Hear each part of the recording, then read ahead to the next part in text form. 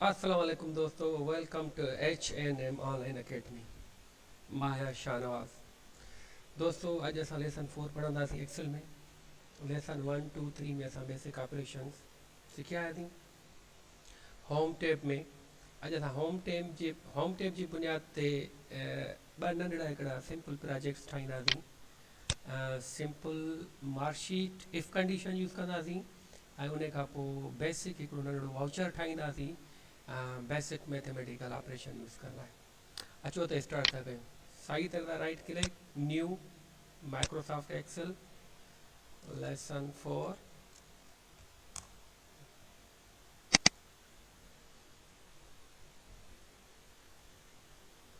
अॼु को असांजो लेसन 4 आहे। जीअं तव्हांखे ख़बर आहे त पोयनि 3 लेक्चरनि में असां होम टैब जी जेका रिबिन डिस्प्ले थिए थी उहा कंप्लीट करे चुका आहियूं। हाणे कंप्लीट त करे हली मतिलबु हाणे हिनखे इम्प्लीमेंट इन रिबिन जो यूज़ कीअं कजे, तंहिं करे ॿ नंढड़ा सिंपल प्रोजेक्ट्स अॼु असां ठाहींदासीं। इफ कंडीशन ऐं basic mathematical operations.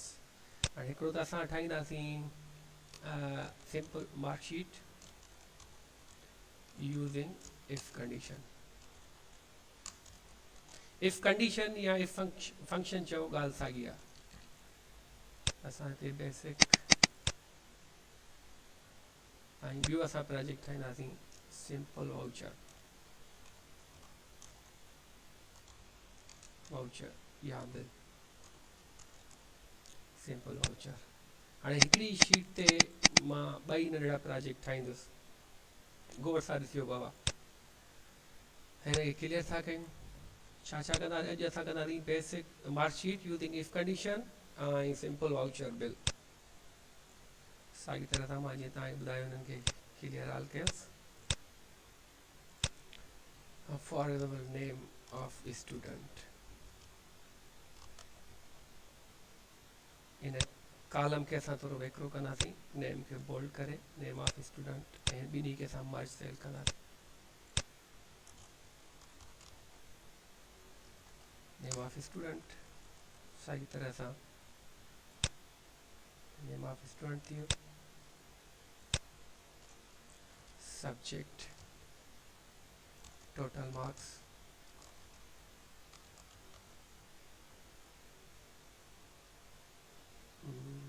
Passing marks. Design तव्हां मार्कशीट जी कहिड़ी रखे सघो था। Passing marks, obtain marks,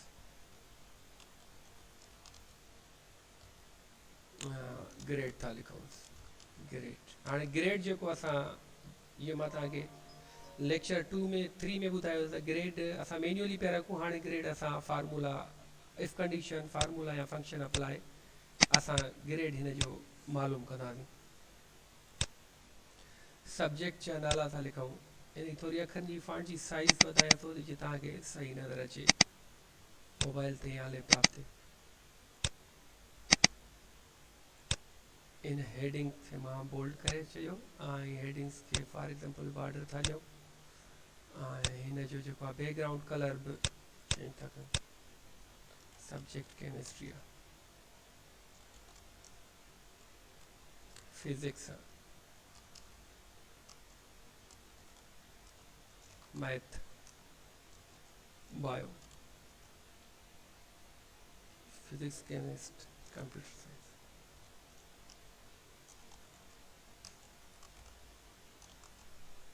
computer science total marks constant था कयूं 100 जो पेपर था कयूं।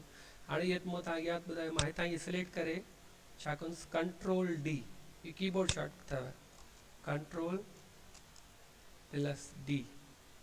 ऐं सॼी सेक्शन सिलेक्ट करे कंट्रोल डी कंदो त 100 जे कांस्टेंट वैल्यू हूंदा अची वेंदा। मतिलबु त मैन्युअल टाइप करण खां बग़ैर। हाणे साॻी कंट्रोल डी असांखे हिते फिल डाउन खे क्लिक कंदासीं तॾहिं बि ॻाल्हि साॻी आहे। कीबोर्ड इन सां माउस सां कीबोर्ड सां शॉर्टकट आहे कंट्रोल डी। पासिंग मार्क असां 40 था रखूं सभिनी जूं। साॻी तरह सां सिलेक्ट करे कंट्रोल डी। ऑप्टेड मार्क में वेरिएशन कंदासीं 70 था रखूं हिन जूं, 60 था रखूं हिन जूं ऐं 40 था रखूं 40 30 95 तरफ़। हाणे असां चऊं था त असांजो ग्रेड ऑटो अची वञे इन में। हाणे ग्रेड ऑटो अची वञण लाइ असां कंदासीं इफ कंडीशन यूज़ या इफ फंक्शन।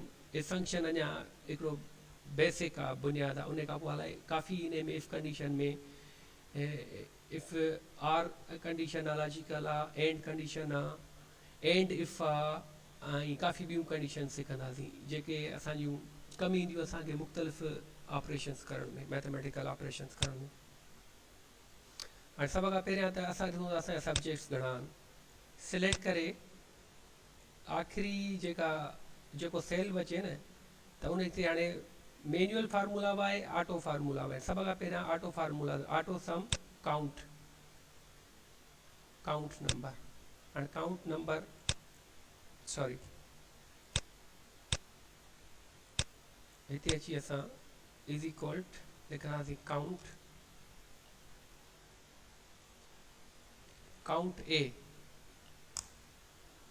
ए लिखी ब्रैकेट स्टार्ट रेंज सिलेक्ट कंदासीं, ब्रैकेट ओवर काउंट ए लिखो। गौर सां ॾिजो बाबा फार्मूला काउंट ए मतिलबु त ही सिर्फ़ु टेक्स्ट काउंट कंदो, जेका टेक्स्ट लिखियो आहे, नंबर न, टेक्स्ट काउंट कंदो। असांजा टोटल घणा सब्जेक्ट 5 आहिनि, हिन 5 ई काउंट कया आहिनि। जेकॾहिं हिकिड़ो असां हिते ठाहींदासीं, डिलीट था कयूं त 4 सब्जेक्ट थी वेंदा। इहा ॻाल्हि ज़हन में रखिजो। Basic mathematical count number count करे।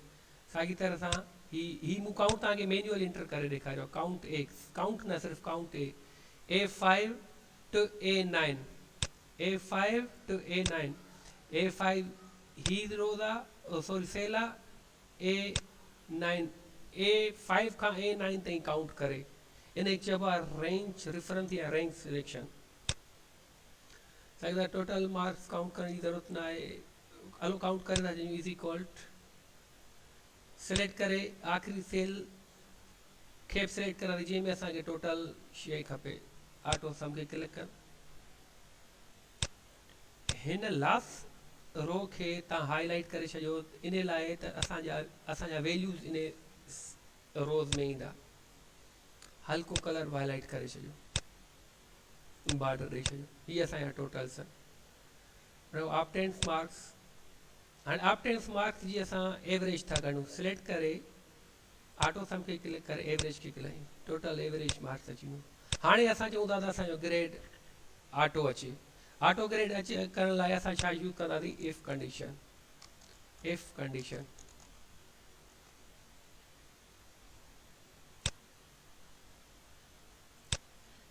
कंडीशन या इफ फंक्शन। ठीकु आहे बाबा। इफ कंडीशन सभ खां पहिरियां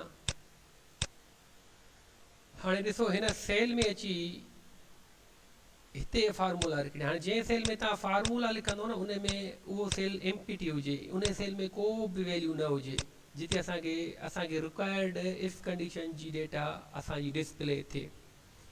हाणे सभ खां पहिरियां हिते था असां हिन ते इफ कंडीशन अप्लाई कयूं त हिन सेल ते अची is equal to if bracket start. कहिड़े सेल ते इफ कंडीशन अप्लाई थिए? 70 ते 70 वारे सेल ते क्लिक कंदासीं। ग्रेटर देन इज़ इक्वल 70, 70 खां मथे हुजे या बराबरि हुजे त असांजो ग्रेड कहिड़ो लिखिजे अचे ए, ब्रैकेट इन्वर्टेड कामा में बंदि, comma if condition bracket start. वरी साॻे सेल खे क्लिक कंदासीं। इन सेल में greater than is equal 60 marks हुजनि त असांजो छा लिखिजे? बी,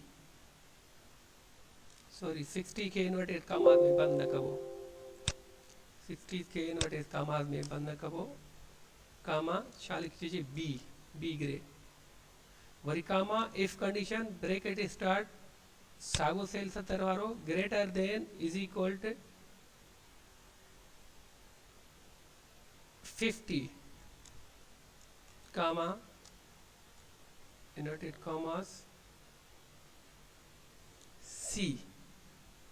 50 खां बराबरि हुजे या मथे हुजे, सी हुजे कामा हाणे जेकर असांखे इहे वैल्यूज़ इते ई क्लोज़ करणा हूंदा त आख़िरी वैल्यू असांजो न त 50 खां जेके हेठि हुजनि त उन्हनि में फेल लिखी हुजे, कामा फेल लिखंदासीं।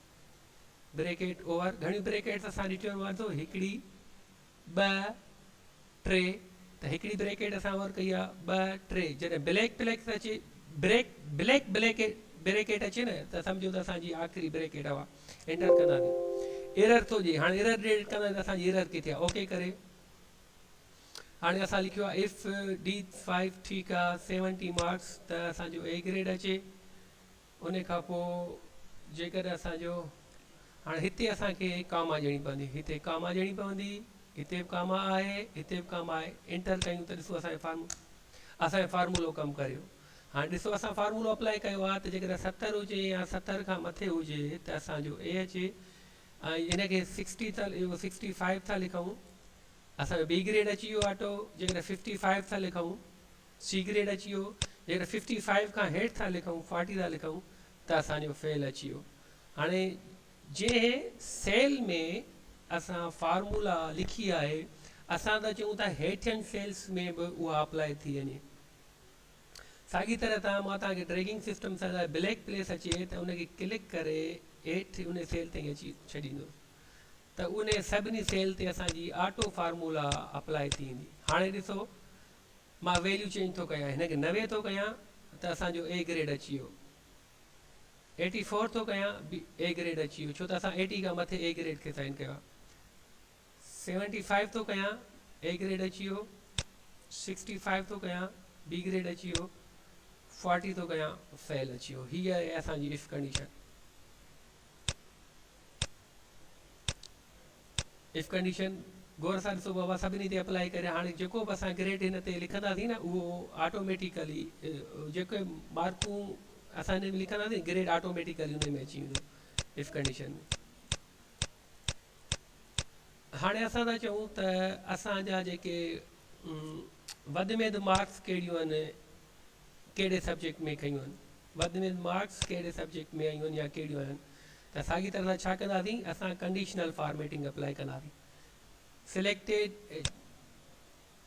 जंहिं सेक्शन जी असांखे हाईएस्ट मार्कूं खपंदियूं उहो सेक्शन असां सिलेक्ट करे कंडीशनल फॉर्मेटिंग। हाणे ॾिसो कंडीशनल फॉर्मेटिंग कीअं थी कमु अचे असांखे,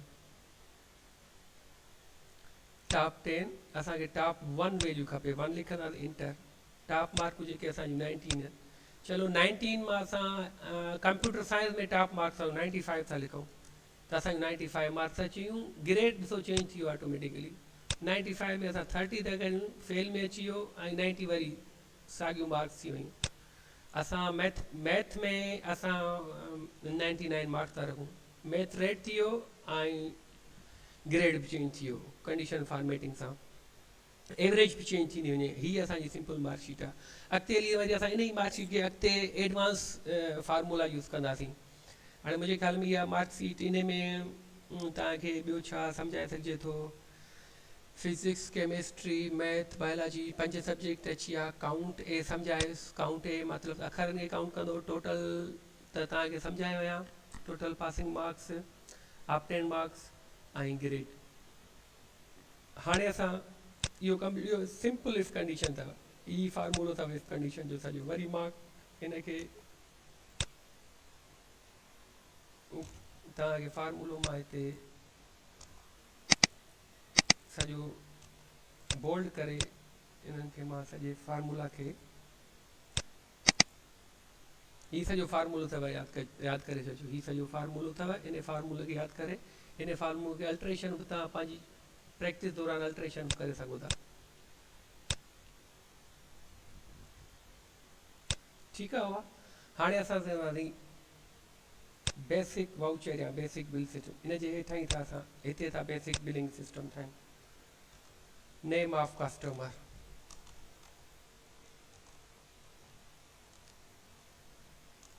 नेम ऑफ कस्टमर ठीकु, आइटम्स सिंपल टेबल ठाहींदासीं, आइटम्स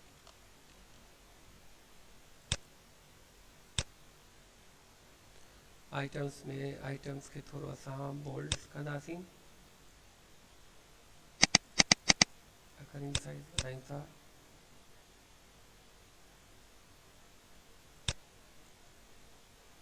तव्हां ते डिपेंड आहे तव्हां हिन जी डिज़ाइन कीअं था रखो।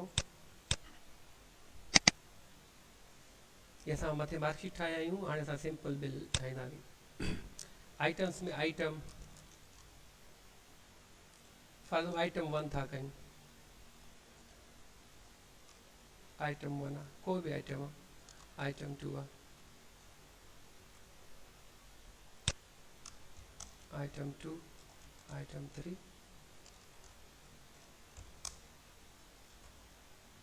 आइटम 4, आइटम 5 था कयूं। जेतिरा बि आइटम तव्हां रखो, आइटम 5 आइटम्स अची वियो। आइटम्स मां पोइ हिन जी था प्राइस था रखूं। आइटम जी प्राइस घणी आहे? हिन आइटम जी प्राइस आहे 500 था रखूं। अच्छा, अॻिते हली आहे प्राइस आइटम लिखूं त आइटम पर्टिकुलर आइटम लिखूं त हुनजी ऑटोमेटिकल प्राइस अची वञे। इहो नेक्स्ट लेक्चर में कंदासीं। हिन जी असां 200 था रखूं, हिन आइटम जी प्राइस 600 था रखूं, हिन जी असां 40 था रखूं, हिन जी असां 47 था। आइटम प्राइस क्वांटिटी, क्वांटिटी जेको परचेस थो करे उन क्वांटिटी खां पोइ टोटल अमाउंट, टोटल अमाउंट अची वियो। टोटल अमाउंट खां पोइ पेड, पेड अची वियो। एरियर्स बकाया, ये असांजी हेडिंग खे साॻी तरह सां हाईलाइट कंदासीं को कलर। हाणे असांजो कस्टमर आहे शाहनवाज़, उहो असां खां सिंपल हुननि 5 आइटम जी परचेजिंग कई आहे। 5 आइटम मां हाणे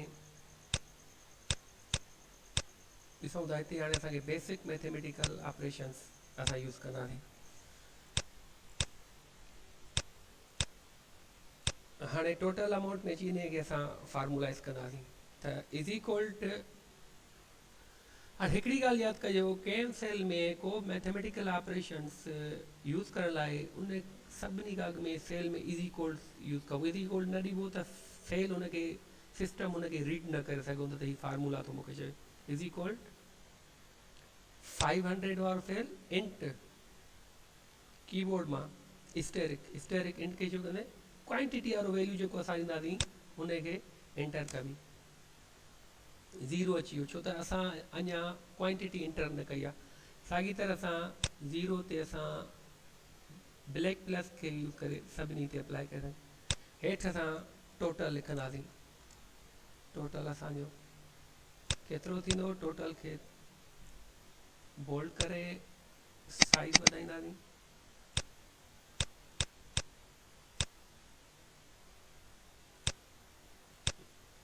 साॻी तरह सां हिनखे काउंट कंदासीं। ऑटो सम खे क्लिक कंदासीं।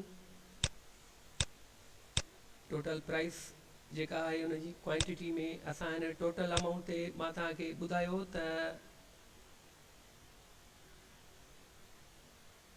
प्राइस वारो सेल इंट क्वांटिटी वारो सेल एंटर कंदासीं। 0 अची वेंदो छो त असां अञा क्वांटिटी न लिखी आहे, उन घणी परचेस कयूं। हाणे पेड ऐं एरियर्स बाद में थो ॿुधायां। सभ खां पहिरियां हिन जेका आइटम 1 ॿ आइटम खयां थी त टोटल अमाउंट हुनजो 1000 रुपयो अची वियो। हिन हिकिड़ो आइटम खयों 200 वारो, 200 अची वेंदो। हिन 600 वारो 2 आइटम खयां 1200 अची विया। 400 वारा 3 आइटम खयां 120 अची विया। 47 वारा 5 आइटम खयां काउंट थींदो। टोटल जेकर हिननि जो तव्हां टोटल लिखणु चाहियो त हिते ऑटो सम खे क्लिक करे छॾियो।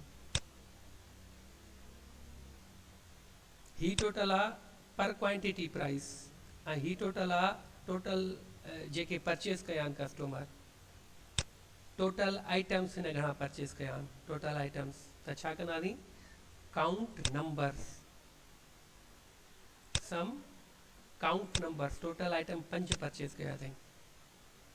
हाणे पेड घणा थो करे? आइटम 1 जा हुन ॾियनि 1000, ही 1000 ही पेड थो करे। ठीकु आहे, ही 200 ही पेड थो करे, ही 1200 ही कस्टमर पेड कया, ही 120 पेड कया, पर ही असांजी पेड नथो करे। चए थो बाद में मां ॾींदुसि, मतिलबु त ही पेड कोन थो करे। हाणे हिते एरियर्स कस्टमर ॾे असांजा एरियर्स घणा अथव? साॻी तरह इज़ इक्वल इतने फार्मूला असां कहिड़ो यूज़ कंदासीं is equal total amount minus paid enter 0 black plus apply कंदासीं सॼी हाणे असांजा हिन ॾे एरियर्स घणा रहिया सिलेक्ट करे ऑटो सम कंदासीं 235 रुपया 235 एरियर्स रहिया छो त असांखे हिन आइटम 5 जा पेड न कया आहिनि इहे असांखे कुझु ॾींहंनि खां पोइ पेड थो करे घणा 235 एरियर्स असांजा 0 अची विया हीअ आहे simple billing system price quantity total amount paid arrears for example असांखे 1000 हू नथो पेड करे 0 था कयूं त टोटल एरियर्स घणा अची वेंदा 0 अची वेंदा हिते तमामु सिंपल आहे हिनखे बार बार प्रैक्टिस कंदो त तव्हांखे अंडरस्टैंड थी वेंदो अंडरलाइन इटैलिक करे छॾियूंसि बॉर्डर ॾेई था छॾियूंसि थोरो कलर करे था छॾियूंसि बिलिंग सिस्टम असांजी ठीकु आहे बाबा हाणे हिनखे टेबुलर फॉर्मेट में कन्वर्ट करे तव्हां हिनखे अॻिते बि वधाए सघो था टेबुलर फॉर्मेट में कन्वर्ट कीअं कबो आहे मां तव्हांखे लेसन 1 में या 2 में सम्झाए चुको आहियां हीअ असां ठाहियोसीं simple marksheet system using if condition हिन में इस्तेमालु थियल आहे ऐं इहा simple billing system basic mathematical operations ठीकु आहे बाबा मुंहिंजे ख़्याल में इहो काफ़ी आहे हीउ लेक्चर 4 पूरो थियो असांजो हिते ऐं इंशाल्लाह लेक्चर 5 में इन ई प्रोजेक्ट खे अॻिते वधाईंदुसि तंहिं करे अल्लाह हाफ़िज़ गुड बाय लाइक कजो शेयर कजो ऐं सब्सक्राइब ज़रूरु कजो